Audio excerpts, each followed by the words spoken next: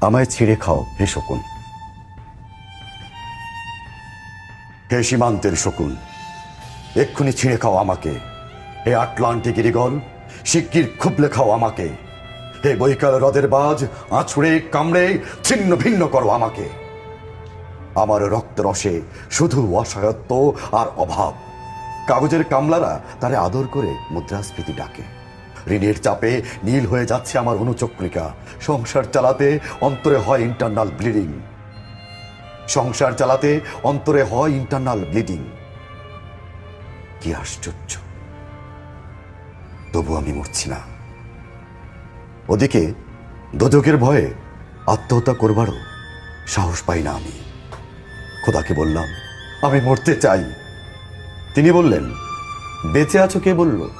সহস্রাব্দ উন্নয়নের সাক্ষী হিসেবে রাজা তোমাকে মমি করে রেখেছেন। বাজারে দীর্ঘশ্বাস ফেললে নাকি রাজ্যের ভীষণ বদনাম হয়। রাজারও মন খারাপ হয় খুব। কোতোয়ালরা ফরমান জারি করেছে, আমাকে সারাক্ষণই হাসতে হবে, নইলে দেশি কুকুর ও বিদেশি মাগুরকে একবেলা ভালো মন্দ খাওয়ানো হবে আমার মাংস দিয়ে। নিত্যদিন ব্রয়লারের ভুঁড়ি নাকি ওদের ভাল লাগে না। অথবা আমাকে ভাগ দিয়ে বেচা হবে। মানুষের তো মানুষ খাওয়ার স্বাদ হতে পারে, তাই না? ভাগ্যিস তা বিদেশি সুপার শপে বিক্রি হবে না। দেশি মানুষেরই তো হক বেশি আমাকে খাওয়ার। এ দোজকি যখন নিয়তি, তখন আমি উদাম হয়ে ডাকছি দুনিয়ার শ্রেষ্ঠ মাংসাশী বিহকদের।